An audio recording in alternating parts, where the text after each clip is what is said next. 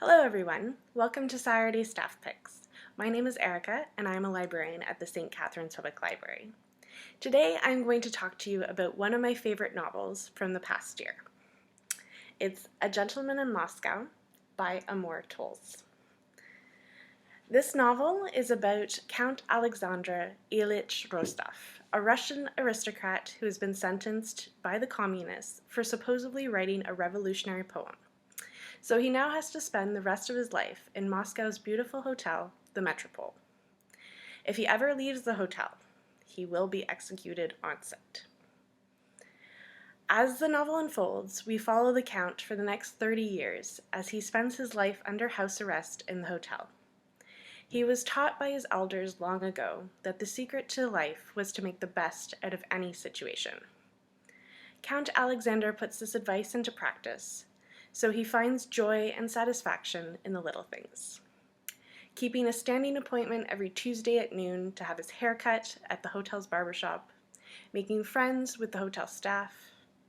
After a certain episode, he even ends up volunteering as head waiter at the hotel's restaurant and becomes a father figure to children of the hotel.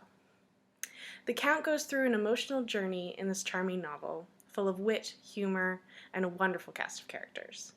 He eventually learns what it means to be a man with a purpose. To give you some idea of the wonderful writing style that drew me into this novel, I'm going to read a short passage. This takes place when the Count is first sentenced to live in the attic of the hotel. "'Tis a funny thing," reflected the Count as he stood ready to abandon his suite. "From the earliest age we must learn to say goodbye to friends and family. We see our parents and siblings off at the station. We visit cousins, attend schools, join the regiment. We marry or travel abroad. It is part of the human experience that we are constantly gripping a good fellow by the shoulders and wishing him well, taking comfort from the notion that we will hear word of him soon enough. But experience is less likely to teach us how to bid our dearest possessions adieu, and if it were to, we wouldn't welcome the education. For eventually we come to hold our dearest possessions more closely than we hold our friends. We carry them from place to place, often at a considerable expense and inconvenience. We dust and polish their surfaces and reprimand children for playing too roughly in their vicinity, all the while allowing memories to invest them with greater and greater importance.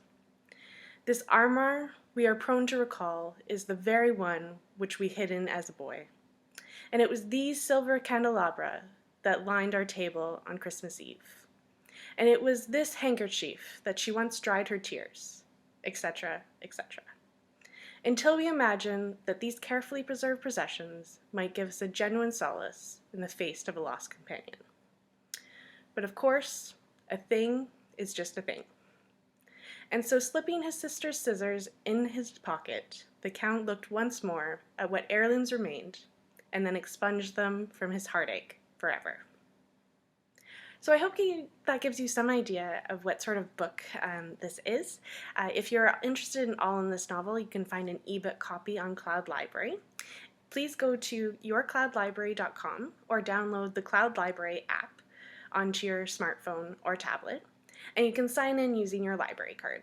If you need help with getting started or getting a library card, please visit our website or social media pages for that information. Thank you for joining me, and happy Saturday, everyone.